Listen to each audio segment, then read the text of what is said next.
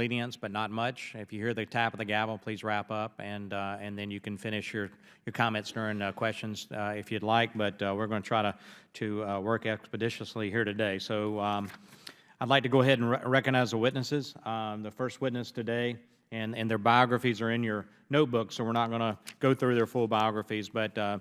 Szymanski, you're going to be recognized first, and we thank you for being here and look forward to your testimony. You're recognized for 5 minutes. Chairman Duncan, thank you very much. Mr. Castro and members of the committee, I appreciate the opportunity to be here before you today. The Energy Information Administration is the statistical and analytical agency within the Department of Energy, and by law, EIA's data analysis and projections are independent, so my views should not be construed as representing those of the Department of Energy or any other federal agency. My testimony will summarize some key findings from EIA's short-term energy outlook on the near-term price and supply situation. Then I'm going to address some of the regional dynamics in the energy sector in the Western Hemisphere. Crude oil prices have recently recovered from a low of $26 in January of this year. Prices for North Sea Brent, which is the global benchmark price, averaged under $47 a barrel in May. West Texas Intermediate was about the same. Today, prices are actually up over $50 a barrel for WTI and close to $52 for Brent. EIA forecasts that Brent prices will average close to $43 a barrel this year and $52 a barrel in 2017. I kind of offer a warning, though, that trading markets suggest considerable uncertainty in the outlook, indicating an average WTI price in September of this year could range from anywhere between $35 and $70 a barrel.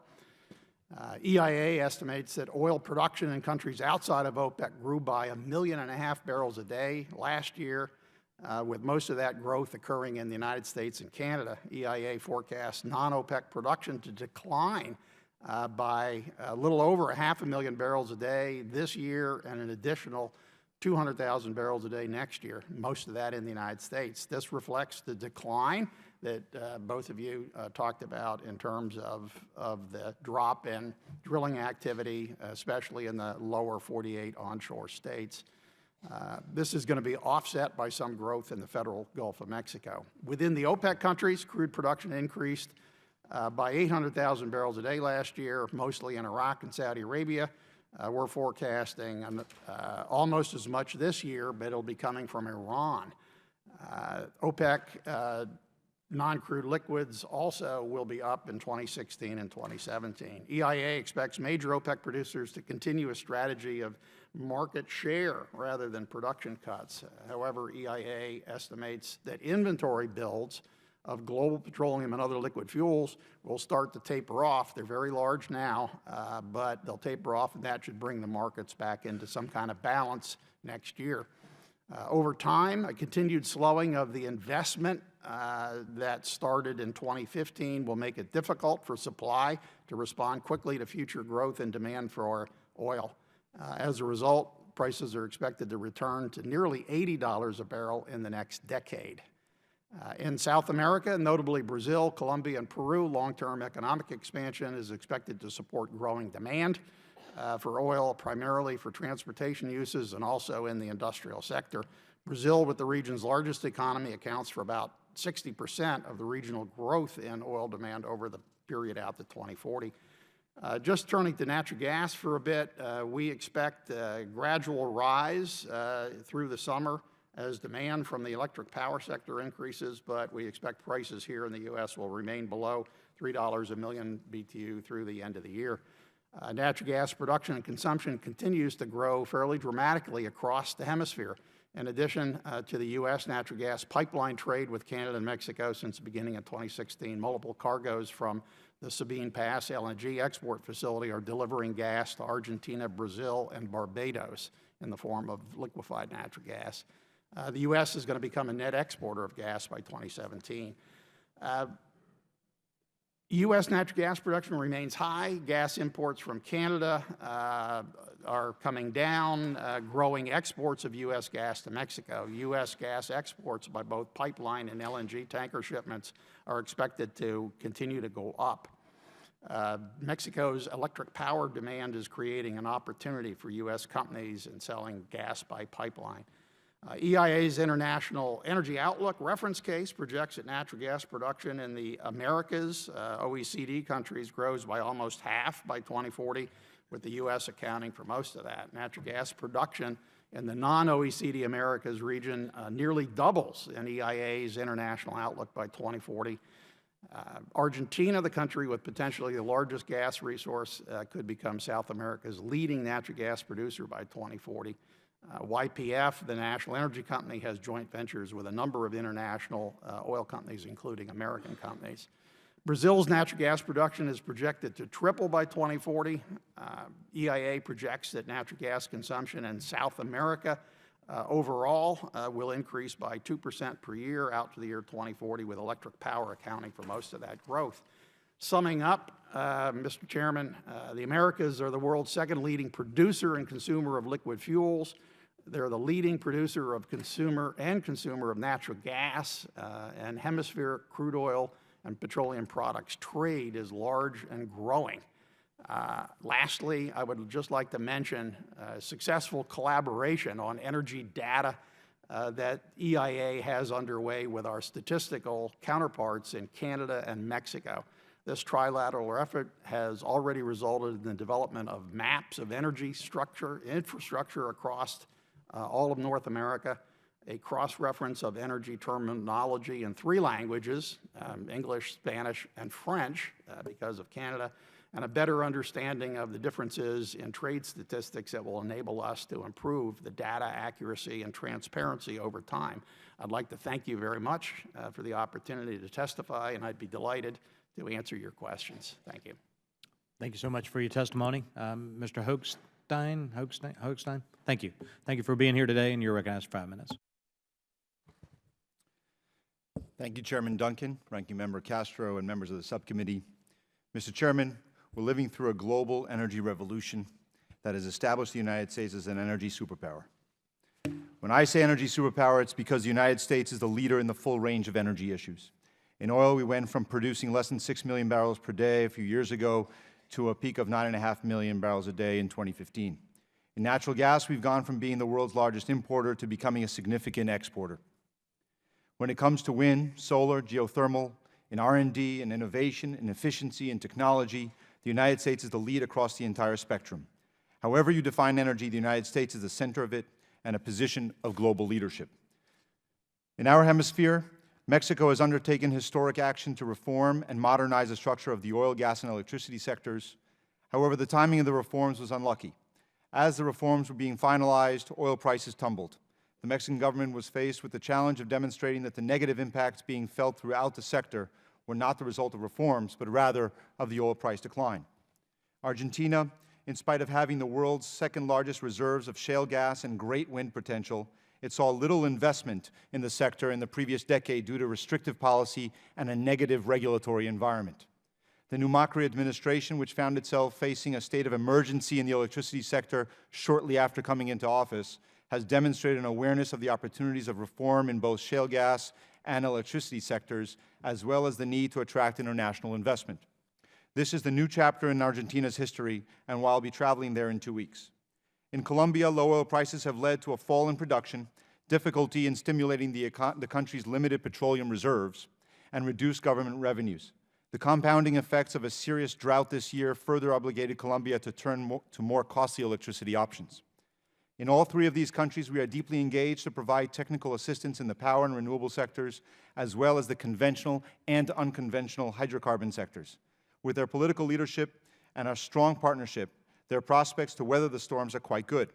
However, countries that are less diversified, fiscally constrained, and less progressive in their energy governance are facing a far more set of consequences. The clearest example is Venezuela, where oil generates about 95% of the country's total exports and contribute almost half of the government's revenue. Venezuela's crude oil production fell from 3.5 million barrels a day in 1997 to below 2.5 million barrels per day today. This is in spite of the fact that Venezuela has the largest oil resources in the world. Its mismanagement of the sector, its lack of reinvestment and corruption means that the low oil price is one blow too many for the Venezuelan economy. By accepting in-kind financing deals repaid in oil, Venezuela has constrained even further its cash flow to the detriment of its own people. However, while the oil exporters struggle, importers in the region are hopeful. Up until 2012, the high Caribbean and Central American energy costs were frequently cited as a major impediment to economic growth.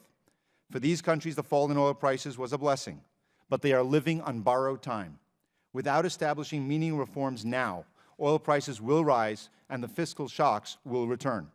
Venezuela has long used energy as a political lever through the Petrocaribe scheme, which has created not just an oil dependency, but a financial one, linking the fate of Venezuela's declining capacity with the region's energy and fiscal security. An awareness of this risk has led some countries, as you mentioned, Mr. Chairman, to take advantage of the current context to buy back debt and pursue reforms. These steps will help, but they are not enough. This is why our level of engagement in Central America and the Caribbean has been unprecedented. Vice President Biden announced the Caribbean Energy Security Initiative, which you mentioned, in 2014, and I served as the President's U.S. Chair for the Central American Caribbean Energy Security Task Force. Instead of depending on Venezuelan oil, the Caribbean nations can utilize 11 months of sun, wind, or geothermal, and in some cases, countries have the scale for natural gas. Sitting so close to the U.S. shores with our abundance of gas and the lowest price globally means those countries will be less reliant on one supplier and will spend less on energy costs. Technology is advancing quickly, and the private sector is already reducing the scale and size necessary for natural gas for the Caribbean. And U.S. renewables companies are actively exploring the opportunities in the region. Already, U.S. companies are announcing significant projects there. The exciting potential for Central America is the opportunity to connect to itself.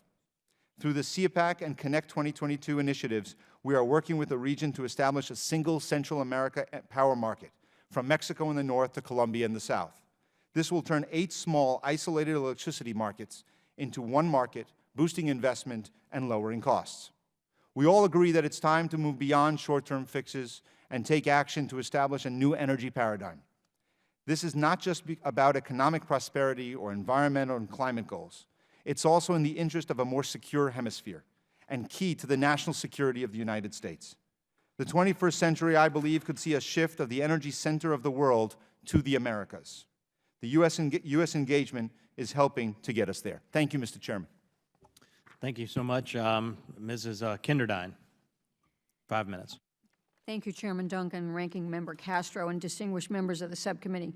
I appreciate the opportunity to be here today to discuss the impact low oil prices have had on countries in the Western Hemisphere and ways the United States can enhance our energy security by assisting our allies and partners in the region. I'm going to focus my remarks on the changed U.S. energy profile, how we view energy security in the context of the 21st century energy marketplace, and some of DOE's initiatives in the Western Hemisphere. Until recently, the U.S. definition of energy security has been oil-centric, a narrow view that provides an inadequate framework for U.S. energy security policy in the 21st century. In June 2014, after the Russian aggression in Ukraine, the G7 leaders in the EU noted that, quote, energy security is not only domestic, it is dependent on interaction in the global interconnected market, end quote. The leaders endorsed a set of 7 broad, collective, and modern energy security principles summarized as follows. 1, development of flexible, transparent, and competitive energy markets. 2, diversification of energy fuel sources and routes. 3, reducing our greenhouse gas emissions and accelerating the transition to a low-carbon economy. 4, enhancing energy efficiency. 5, continued investment in game-changing research and innovation. 6, improving energy system resilience. And 7, putting emergency response systems in place. Within this framework, we need to consider the fact that the U.S. is now the largest liquid fuels producer in the world's largest gas producer, and is also poised to be one of the largest gas exporters as well. These dramatic changes in domestic oil and gas production were both enabled by technology investments started at DOE in 1978, along with supportive tax incentives sustained for over 2 decades. They also have significant infrastructure and supply chain implications.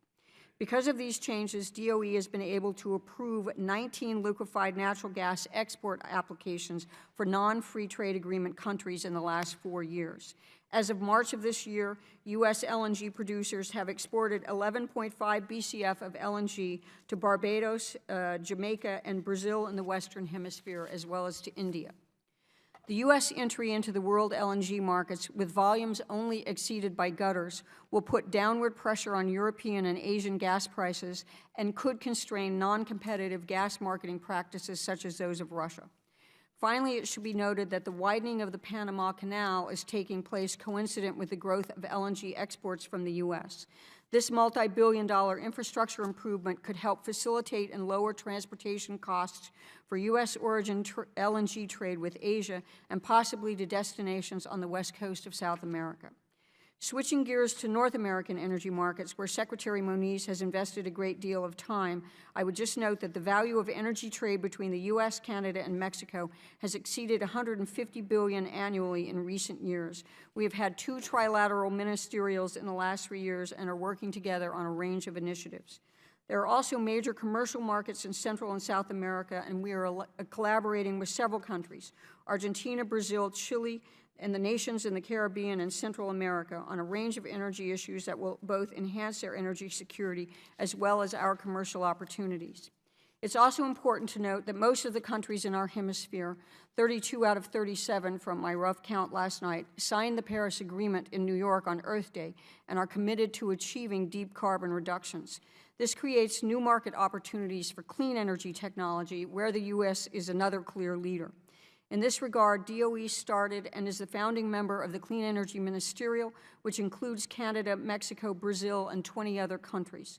The new Mission Innovation Initiative, where 20 countries are working to double their spending on clean energy R&D to accelerate transformation of energy systems, includes the U.S., Canada, Mexico, Brazil, and Chile. We support several other multilateral initiatives there in my written testimony. Finally, the Strategic Petroleum Reserve remains an important national security asset, protecting the U.S. economy and the economy of our allies from oil disruptions. To maximize the value of the SPR, the administration recommended and the Congress authorized an investment of $2 billion for its modernization. I note here also that Congress recently gave the Department emergency authorities to respond to cyber attacks on our grid, a new and growing energy security challenge as electricity becomes the uber infrastructure on which all other critical infrastructures rely. The changing energy landscape in the U.S., the nature of global energy markets, and the need for accelerated innovation to transform global energy systems frame our broader, more collective approach to energy security. It is in this context that the U.S. is deeply engaged with our allies in the Western Hemisphere to promote energy security in a wide variety of ways, irrespective of short-term volatility in commodity prices, sustained by friendship and alliances and common interests over time. Thank you very much. Thank you so much, and thanks for mentioning cybersecurity as part of the energy security threat, not only to delivery systems like the grid, but also to production facilities as well. Have to keep that in mind. For the record, I'm truly an all-the-above energy guy. I like wind and solar. I fully support countries like Uruguay and Peru and Chile that are going for more renewables. We visited on a CODEL to Chile recently, a $200 million investment in a solar facility just out of Santiago.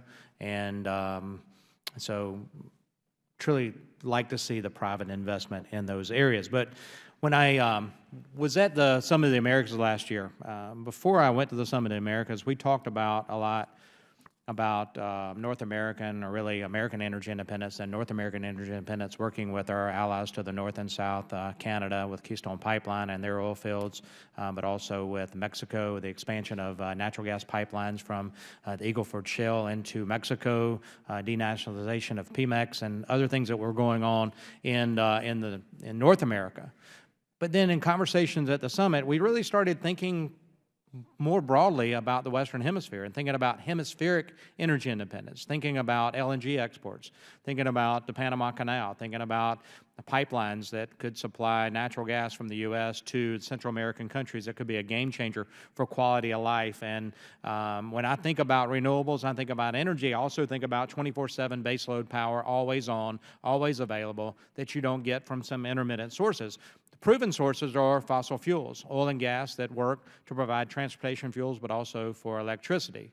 In addition, we always think about hydroelectricity as being a prevalent source of energy. But what we see in Venezuela, due to the El Nino and weather patterns that have changed and a drought, low water levels, they're having to ration electricity due to the hydroelectric dam not having water levels necessary to provide electricity in Venezuela. So there are a lot of dynamics and moving pieces with regard to energy security in the hemisphere.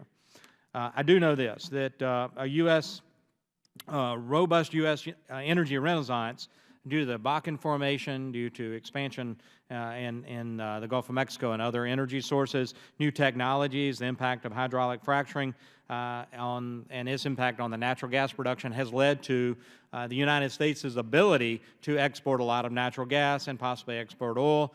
Congress lifting the decades-long oil export ban could make and was poised to make the United States a bigger player in the energy markets globally. But then we see OPEC, the information I provided earlier, really increasing global supply of oil and the impact that it has not only on U.S. producers. I mentioned earlier, 100 bankruptcies in the energy sector, 150,000 layoffs, reduction in investment in the energy sector was mentioned earlier. But think about those OPEC policies and their impact on countries like Venezuela and the Maduro government that does not have the revenues now to artificially prop up the socialist government and provide a lot of things to the citizens of Venezuela. The Venezuelans are the one that's hurting.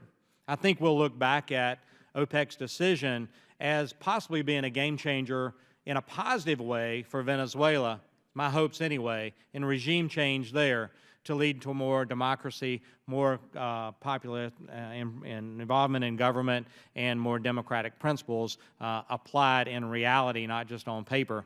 So I hope that we'll look back and see that.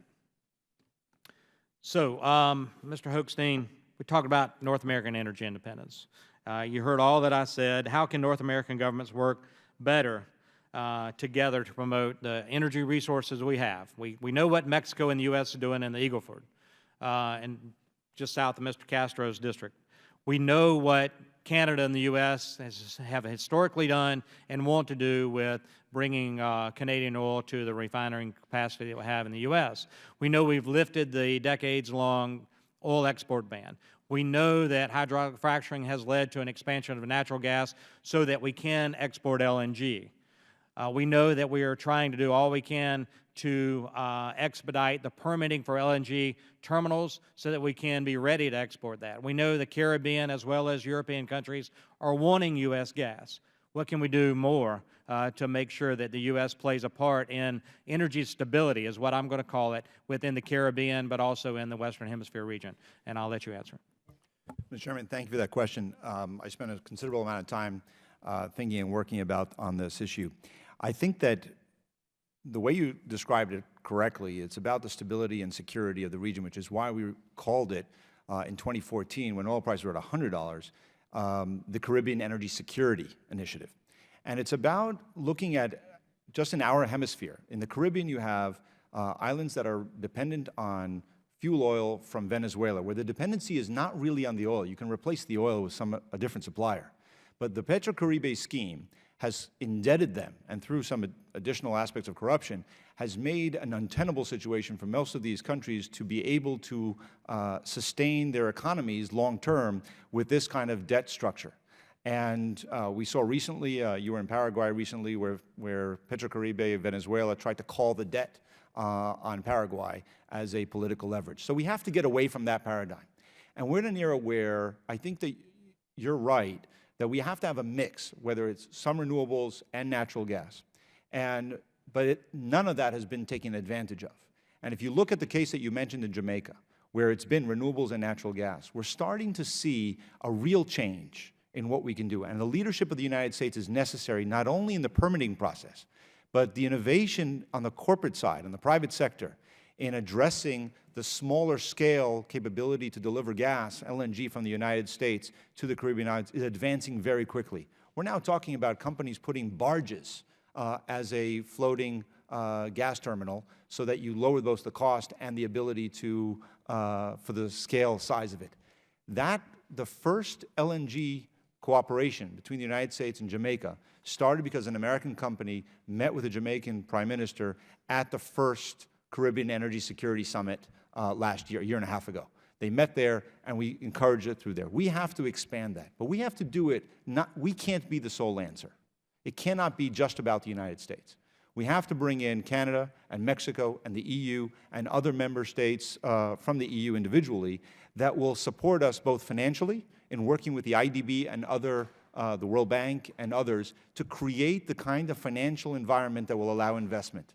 We have a problem. We can find solutions to the energy security in the Caribbean. But as long as you don't have a regulatory environment, a legal structure that American companies can trust, you're not going to have the investment no matter what the price of gas is, no matter what the price of renewables are. So we have about the rule of law and legal structure in the countries in the Caribbean and also in other Latin American countries that would make American companies feel comfortable doing business there. Is that what you're saying? That's right. Let me ask you, and in the essence of time, you mentioned Argentina. So the Macri government is very interested in expanding the bountiful resources in Argentina. When we were in Chile and Argentina on the same codel, there's a gas pipeline that runs from Argentina to Chile. It was once used to export natural gas from Argentina to Chile. Now it's used to import natural gas from Chile, and that doesn't make the Argentine people very happy. They want to be an exporter. So the Macri government wants to really start exploring and exploiting the natural resources to make Argentina a player once again. How does he do that? How does he attract that investment at $30 to $50 a barrel oil? And what is the price point that will make it attractive for foreign investment in Argentina? So again, I think what we're seeing is that putting together good governance and good tenders that are supportive, the kind of terms that would be supportive of investment, have already been successful. And American companies, international companies are coming to Argentina. Our teams have already been down to Argentina. I'll be there in a couple of weeks. They have tremendous unconventional shale gas potential, some of the best that we've seen in the world. We'd like to be supportive of them, looking at how to develop that, bringing in the kind of companies that would be able to support them. So I think their production can rise in natural gas, while at the same time looking at other power solutions in the power sector. But it's not only there. We're seeing that by bringing the cost down of LNG and of floating storage and regasification units, so FSRUs, and the concept of a floating terminal, we're seeing that throughout Central America and South America. So Colombia is going to have a floating terminal. Honduras, El Salvador, Guatemala, all are talking about how do you utilize floating terminals while also interconnecting pipelines. So you talked about, sir, the interconnection between the United States, the Eagle Ford with Mexico. But if we can also have an interconnection with from Mexico to Guatemala of natural gas, right, that will allow for bringing, essentially interconnecting the American market all the way down to Mexico and from Mexico down to Guatemala, and you're starting to see us develop a broader market that can support their economies while also bringing down costs by broadening the base of what the sector. It'd be a huge game changer for the quality of life in some of these third world countries. Mexican gas coming from the north, LNG coming from the Panama Canal as a distribution hub going north and south could be a game changer for some of those countries, and I truly believe it. Thanks for mentioning that. I'm out of time. I'm going to yield to the ranking member for 5 minutes. Well, thank you, Chairman, and thank you to each of you for your testimony, and most of all, for your service to our nation. You know, I sponsored a legislation, was one of the sponsors of legislation last year on expediting LNG exports. And then this Congress voted in December, I believe, on the omnibus bill, which lifted the decades-long oil export ban. And Texas, of course, is a big oil and gas state. I represent San Antonio, and just south of that is the Eagle Ford Shale, one of the largest shale plays in the nation. But I also see a bit of a cautionary tale in the Eagle Ford, and I'll tell you why. When the price of oil was very high, there were lots of predictions that were considered very solid predictions that things would be that way for 20 years or more, that the times would be great, And that, and if you looked at all of these small towns, you had landowners who suddenly were wealthy because they were able to lease the rights for drilling and so forth. Towns built more hotels and infrastructure to accommodate the new traffic that was coming through there, both commercial and visitors, all of the workers who were then staying in these towns. And then when the price of oil started to go down, the number of rigs also went down, and many of those towns are now left kind of in a lurch and trying to figure out what to do. So you mentioned the case of Argentina, for example. As we think about what these countries, the direction that these countries are going to go, how do they avoid that getting into that same boom and bust cycle? And perhaps it's not avoidable, and we've gone through it before in the United States. And also, I agree with the chairman's comment about the issue of baseload versus intermittent sources of energy. I think that's a legitimate concern. That has to do with the predictability of availability, right? But what about the predictability of pricing? Because in the Eagle Ford Shale, what you saw was an issue with the predictability of pricing. In other words, people thought it was going to be $100 or more for years to come. So please, any of you, if you would discuss those things. I hear my colleagues sighing with relief that I would be delighted to answer your question, Mr. Castro. I think actually something that Chairman Duncan mentioned during his question, these two comments are really running parallel. It's how can the U.S. help energy security in a period of low prices, cautionary tale of Eagle Ford, how do you attract capital at $30 to $40 a barrel crude oil, and this issue of volatility. When I mentioned during my opening remarks that the market implied volatility for the month of September coming up could range from roughly $35 to $70 a barrel, you kind of go, wow. I mean, that's plus or minus $20 from where we are now, basically. Why is that? And it's not a prediction from EIA. It's not a prediction from consensus forecasts of market analysts. It's actually the market itself. It's producers and refiners and airlines and trucking companies and hedge funds and others who are involved in the options market.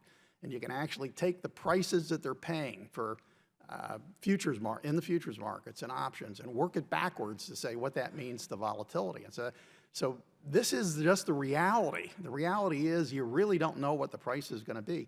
So what companies tend to do, and countries need to understand this as well, they can't manage the price. They have to manage their costs.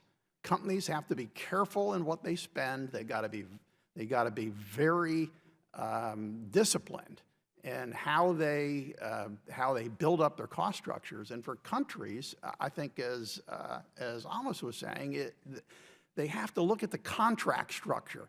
So the way, if prices were to go back to $30 or $40 a barrel, countries have to be very careful how they set the contracts up, because they could get companies to come in if they made it attractive for the companies to participate at those levels. I would say a couple things that looking at it, the low oil prices have had a small but positive impact on the U.S. economy, on U.S. GDP, and it's the same for countries in Latin America. That if you are an importer and relying on imports, you benefit from low oil prices. The countries that are producers in Latin and South America that have diversified economies, one of them is Mexico has the most diversified economy, has not suffered as much from low oil prices because it has a large manufacturing sector, and that manufacturing sector benefits from low energy prices. And so I would say that diversification of economies is important so that you can avoid some of the boom and bust cycles. And I agree with Adam that managing price is not what we do. But I would say one other thing, talking about Argentina and the development of flexible, all of Latin America actually, development of flexible, transparent, and competitive markets is one of the principles that we are using for defining energy security. So that's important, as is diversification of energy fuel sources and routes. And so it's not just diversification of your economy, it's diversification of your infrastructure and sources of supply and types of supply. First, never believe projections, long-term projections on oil price, and don't make plans based on Well, I won't anymore, yeah. That's Even EIAs. that's my first advice to any country. Well, but or let me any- ask you, but that's, I mean, we're talking about oil and gas, right?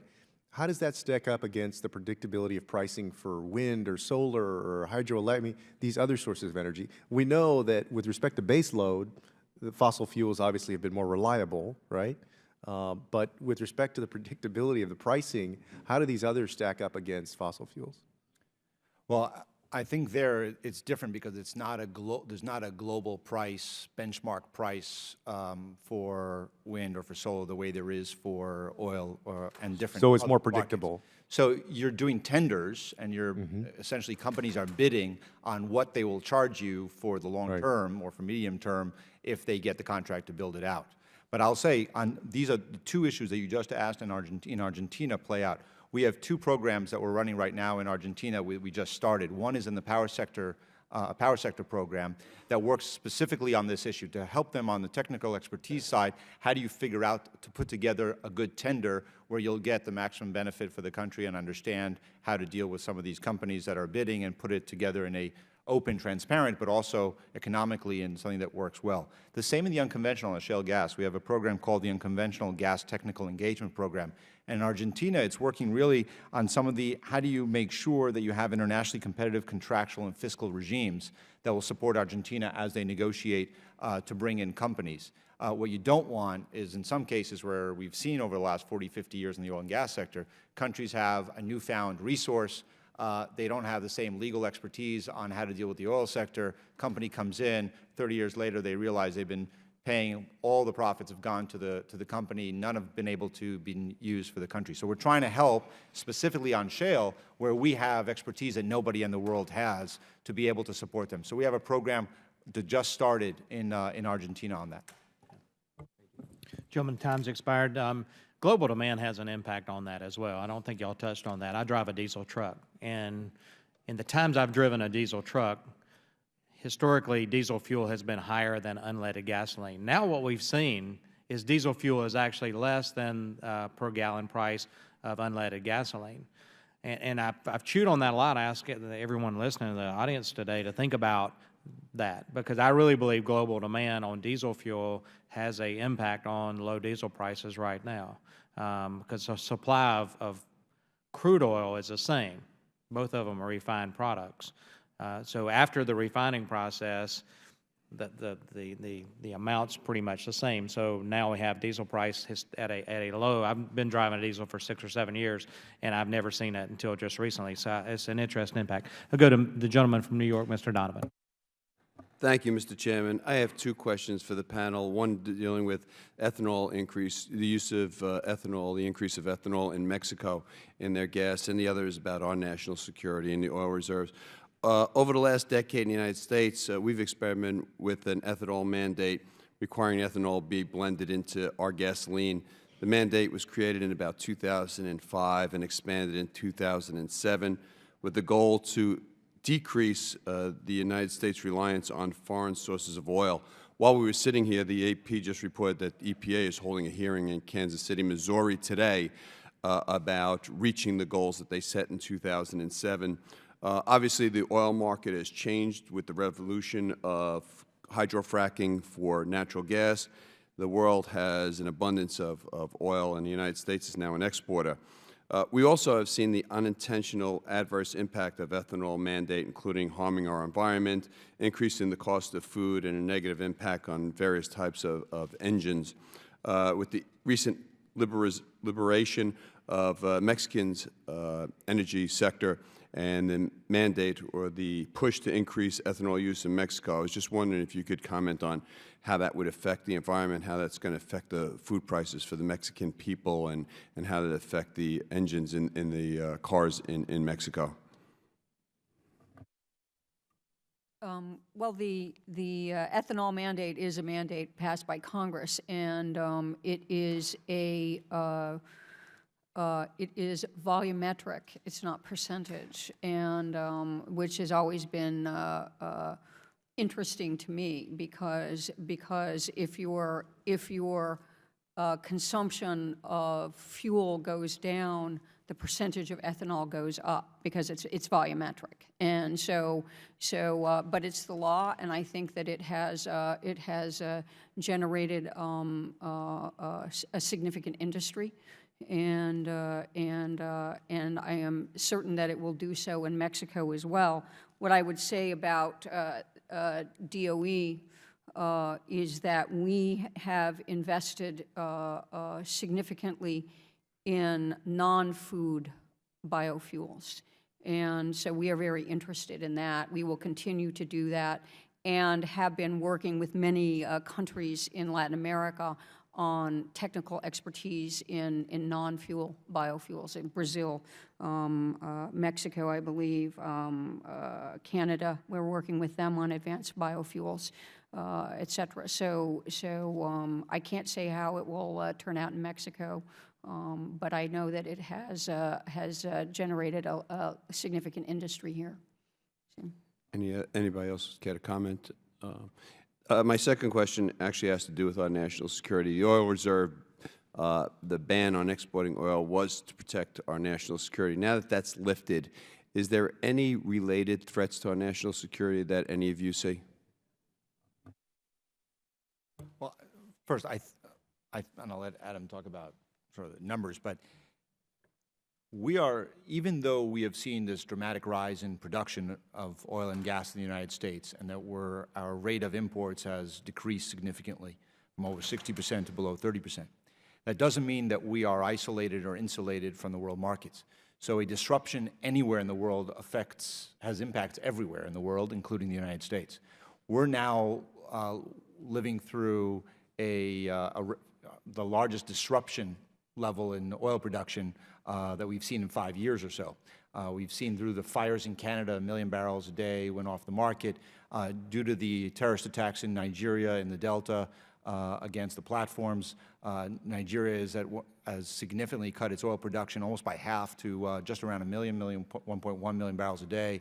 So that's significant decline in production all of a sudden. So if you can see other shortages or outages will affect the United States without a doubt. So I think I would look at energy security not as how do we become independent of the rest of the world, because it's a commodity and it's always going to be tied, but rather see how much we can improve our diversified situation. How do we work closely with our allies and friends around the world, whether it's through the IEA or the International Energy Administration or through other bilateral relationships, to make sure that we're working together on the stability in the market itself and to secure energy supplies and routes. So I think that's our best bet in protecting our own national security and making sure that every country around the world no country in the world is beholden to one supplier, whether it's, as Melanie mentioned before, Russia and Eastern Europe, where that is using its monopoly on gas to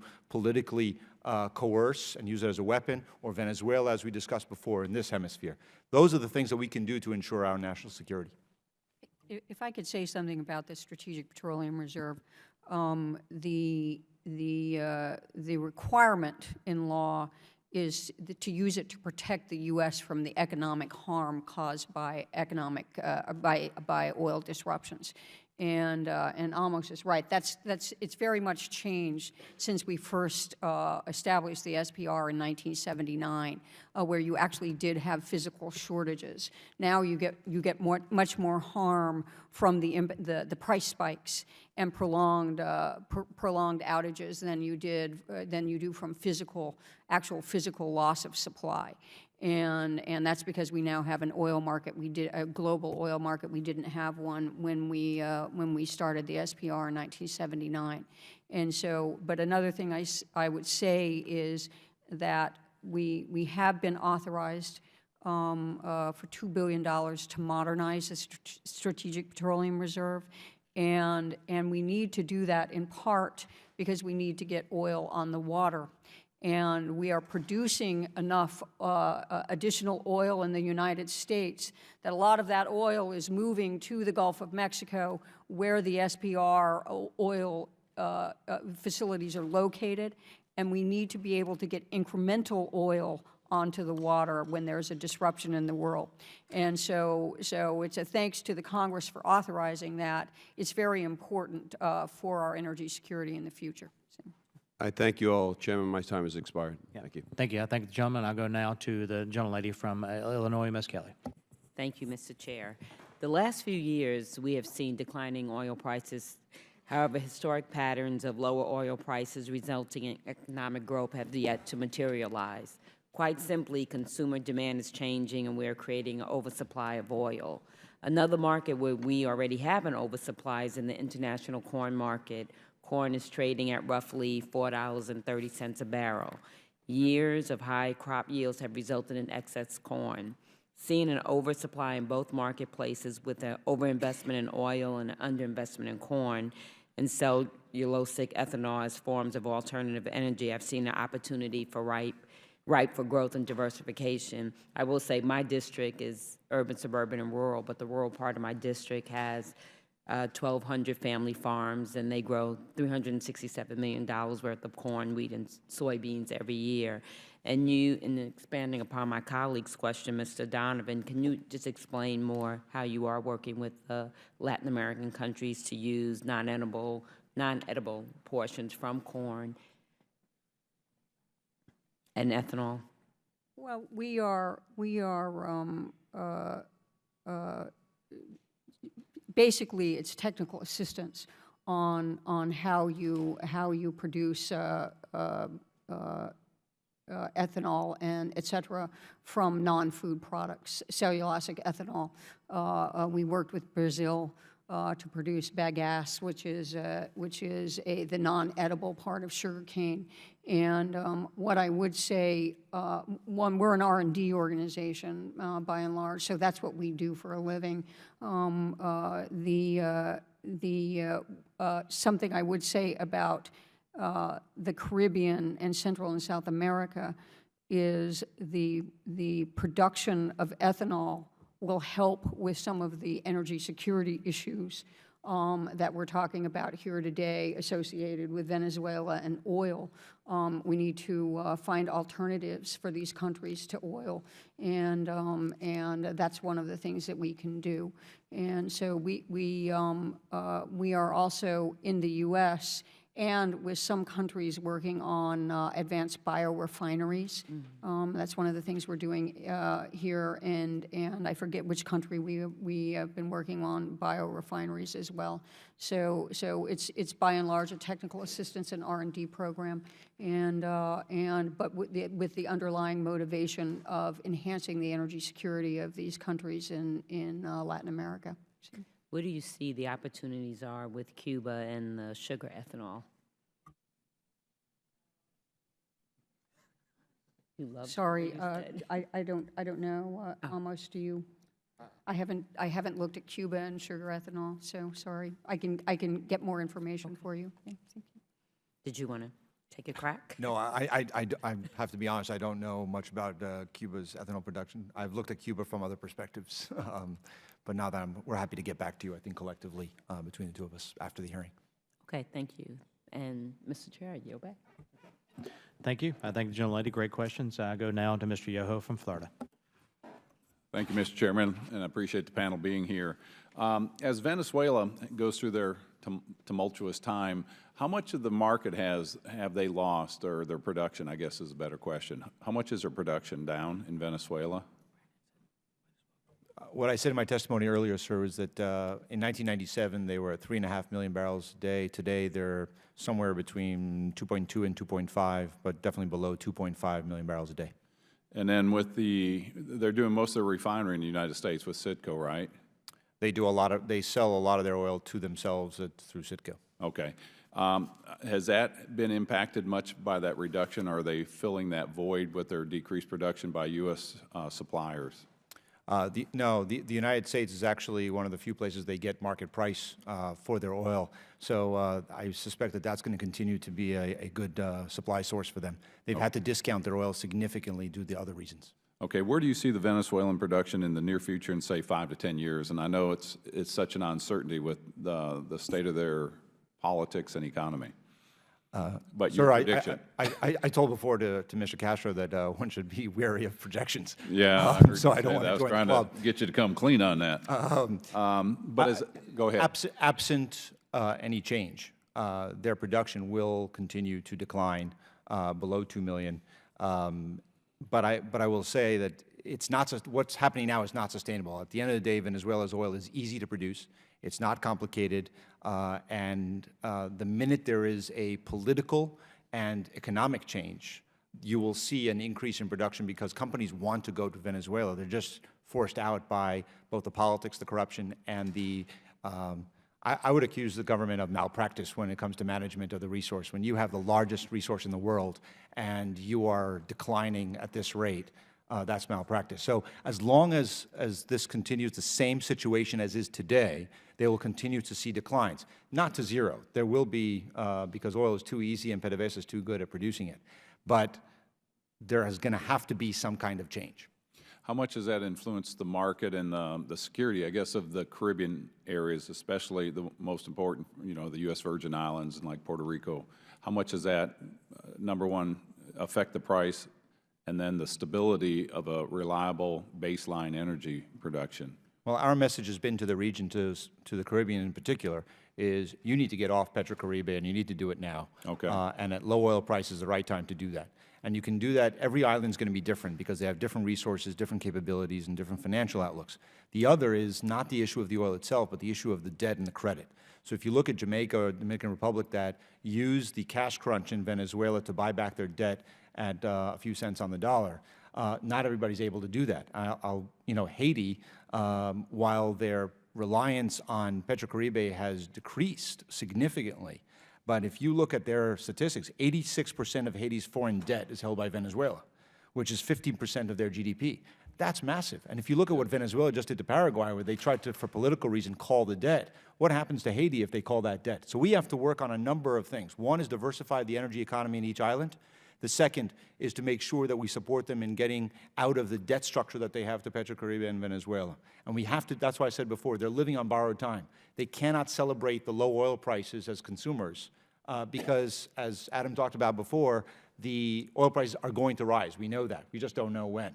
So we have to do it now. All right, and that brings me to another question, and it's talking about the floating LNG platforms. How feasible is that? Are they using that in the U.S. Virgin Islands and or Puerto Rico at this time? Whoever wants to answer. I don't believe they're using it yet, but I think what we're seeing is a proliferation of FSRUs and new technologies to make it even cheaper and easier to manage the scale. So we're now, for the first time, there are companies discussing how to do it instead of on a big ship that is an FSRU, do it with a barge. There's another company, a U.S. company, that's looking at it of having a container ship in the Caribbean, right, where you'd basically have it like a wheel and spoke, so you'd come in there and then smaller containers going out to islands. So I think you're going to see a lot more. The bigger scale ones of the FSRUs we're seeing in Central America, and with the expansion, as Melanie talked about before, of the Panama Canal, you're going to see a lot more traffic there and a lot more opportunities. Colombia just the other day started talking about an FSRU there as well. So I think you're going to see that mix, small scale for the Caribbean, and LNG FSRUs for the larger countries. All right, and I assume, in the Caribbean, we know how the hurricanes come through there and they can pop up pretty quickly. I assume those things are agile enough that we'll know ahead of time that they can get them out of harm's way, and I'm certain they've done the research on that. Well, I think the companies that are deploying these ships are well aware of that. Yeah. It's actually been discussed between them and the countries, but I think we have to be aware of that too, because it will fall onto us right, if there's any disaster of any kind. Thank you for your time. I appreciate you being here. I yield back, Mr. Chairman. Thank you, gentleman. From Florida, I'll now go to Mr. Lowenthal for 5 minutes. Thank you, Mr. Chair. As the chair myself of the Safe Climate Caucus, which is, I'd like to drill down a little bit more deeply in terms of renewable and alternative energies and how we're really advancing our clean, low-carbon energy in the Western Hemisphere. As we've already pointed out, I think not that renewable energy sources have the benefit of being virtually free of the negative health impacts and are not subject to some of the international volatility in the fuel supply costs, which also, I believe, strengthens our energy security. And as you pointed out, we've seen the economies of many of the countries in our hemisphere falter because of their dependence on oil prices. That's already been made clear. For the same matter, so we've seen some of the economies of budgets of oil extraction states have also been faltered.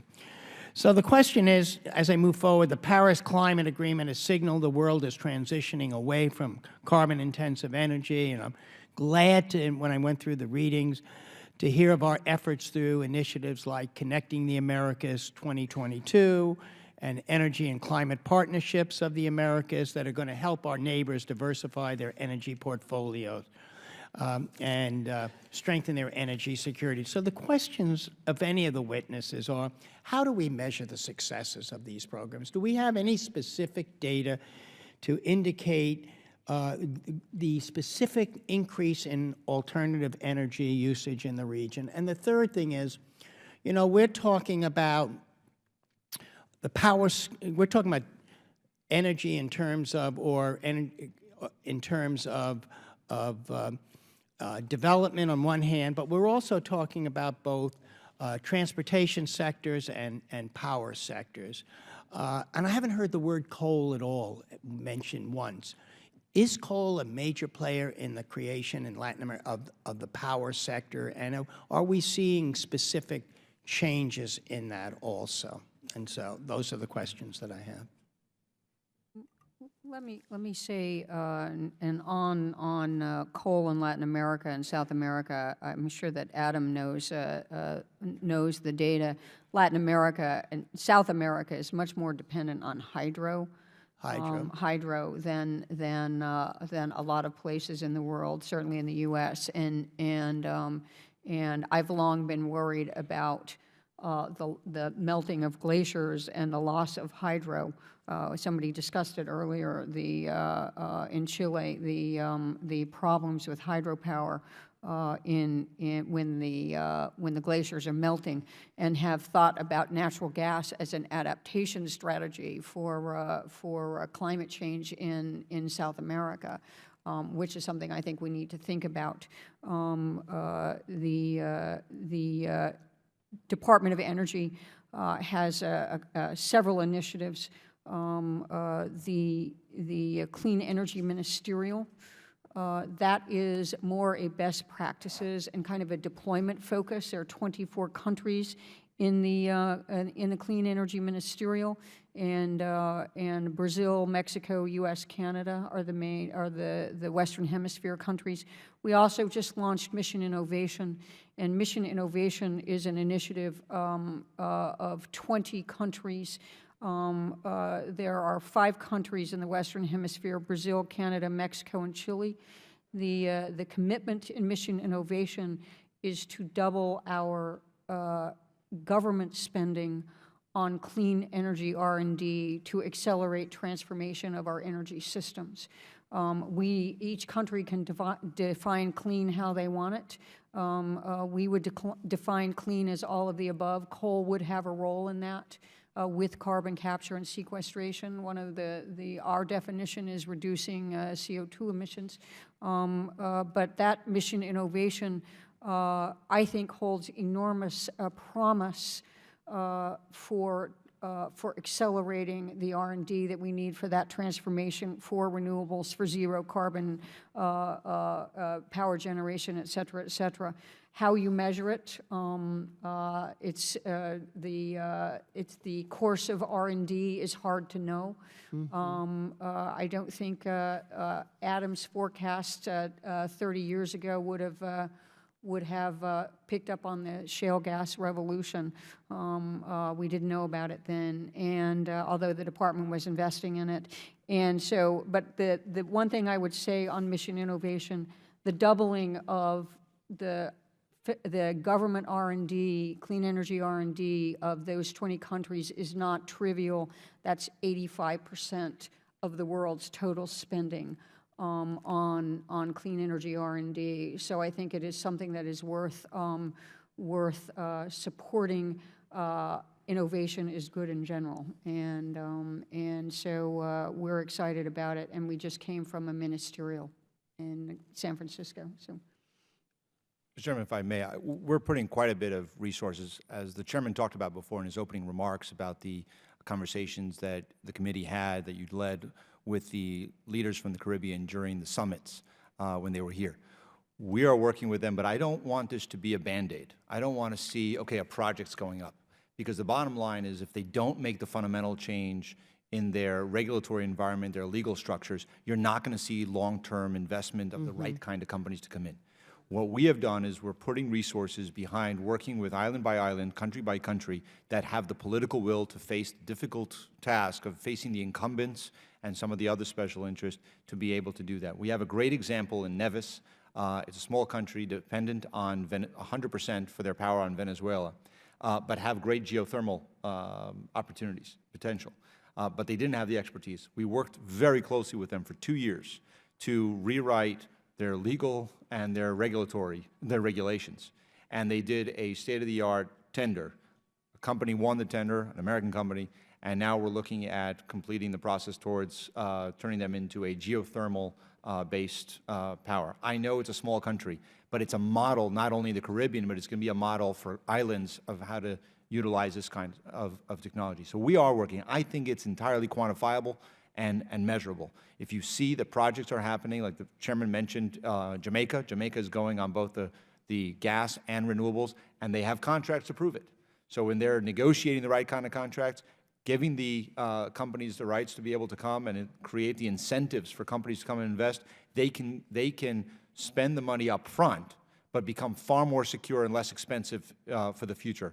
And they all have different qualities. All of them have sun, some wind, some geothermal, et cetera. But I think it is measurable. Okay. Thank you, and I yield back. Okay, thank you. We've got a little bit of time for a second round, if the committee would like. I do have a question for Ms. Kenderdine. You mentioned 5 countries that had committed to double their spending on renewables. I think it's what you had. What were the countries again? actually, it's 20 countries that have doubling their government spending on clean energy R&D, not renewables necessarily, but on clean energy R&D. Clean energy R&D, okay. Yes, and the 5 countries in the Western Hemisphere are Brazil, Canada, Mexico, and Chile, and the U.S. And the U.S. What do we spend currently? What's the U.S. spending on that? We're all have developed baseline numbers. Our baseline number for clean energy is for the U.S. government is 6.6 billion a year. That includes the Defense Department and other agencies. At DOE, I think it's about 4.6 billion a year. And so we are a significant percentage of that clean energy R&D. The Chinese just came in with a baseline surprisingly high. I think it was 3.4 billion, something in that range, and it creates a competitive position as well. If these other countries are investing in the R&D, we need to be investing too, so we can create commercial opportunities for that R&D as well. Right, so that's U.S. government spending in R&D. What do you think the private sector spends in R&D for clean energy? Clean energy, much more than that. Although it's been declining pretty significantly lately, the investment's gone down. So. Right. Okay. We mentioned Jamaica earlier about paying off their debt at a discount, I guess, to Venezuela, and Maduro went to Jamaica recently to show support for Petrocaribe and that kind of give assurances to the Caribbean nation that it's still going to be a thriving enterprise. And at the time, he mentioned that they were going to invest in upgrades to the refinery that's there in Jamaica. I asked a question of the OAS today, Mr. Fitzpatrick, and where are they going to get the money? Because they're struggling to provide with low oil prices for their citizens, and he said they're going to borrow it from China. That's alarming to me, that Venezuela is going to borrow from China to invest in their refinery in Jamaica. It just shows that dwindling oil prices has a dramatic impact not only on spending and revenues available, but also now on the indebtedness of Venezuela.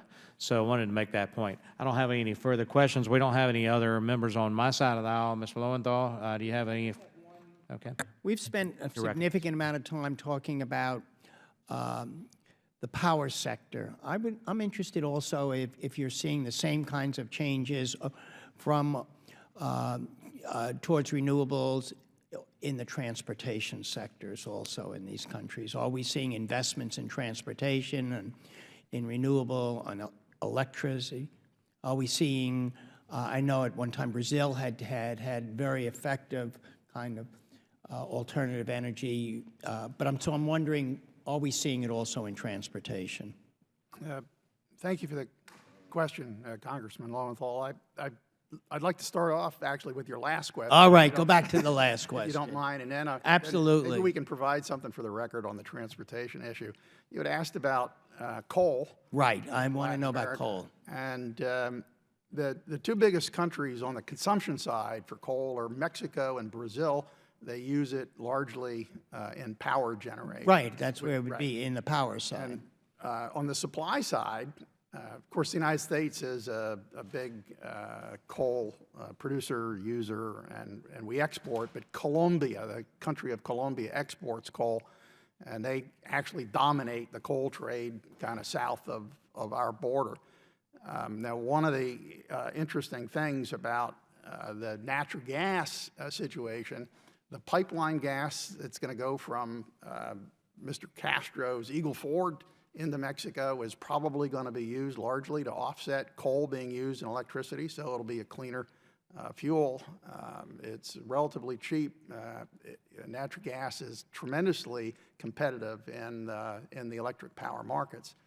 I think the very first shipment of LNG from the Sabine Pass facility down on the Texas-Louisiana border went to Brazil. The LNG went to Brazil, and they are using it in the same way. So the possibility of U.S. gas competing in these Latin American power markets is really kind of an interesting opportunity. You asked about renewables. The EIA does a international energy outlook. We try to forecast out, 20 or 25 years. Over the period that we're looking at, renewables actually grow faster than any other fuel in the outlook, but oil and coal and natural gas continue to have a higher market share even at the end of the 2040 forecast period than renewables, but renewables are growing very strongly. A lot of that is, so we count hydro in there, renewables, wind and power, wind and solar really go into those electric markets, as you were indicating, and you have to have something as the base load provider, unless the kinds of things that the Department of Energy was working on, the grid and the infrastructure allows for renewables to back up renewables. Right now, we need something like coal or nuclear or natural gas to provide the base load power. Natural gas is very effective at that. On the coal side, I think that in our projections, with the China moving more towards more of a service economy rather than purely manufacturing, China's use of coal is going to begin to flatten, and that's probably going to flatten out coal use on a global basis. So back to the renewable side, there is a lot of opportunity there. It is going to grow pretty rapidly, but in our projections, fossil fuel is still going to be needed, especially in transportation. Your Right. last question. That's right. So on renewables, Brazil, of course, has got ethanol. We have ethanol in the U.S. We have it's about 900,000 barrels a day of ethanol in the U.S. It's quite a bit, 10% of our gasoline consumption.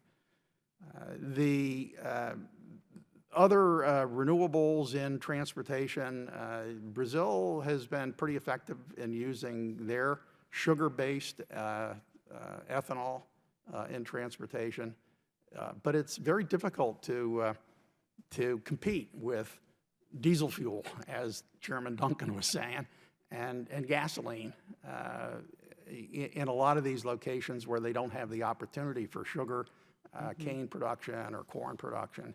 And Mr. Chairman, just to wrap up my 30 seconds, if you'll give it to me, I have a feeling that one of the reasons that diesel prices are lower now than gasoline is that the warm winter resulted in relatively low price differentials for the heating fuel side of the barrel, which is kind of right in the same area that diesel fuel occupies when it comes out of refineries. And so having heating oil around meant that diesel fuel prices came down. It's very possible that if we go back to normal winters, and that's what the NOAA forecasters are saying for this coming winter, that your diesel prices might go back up again.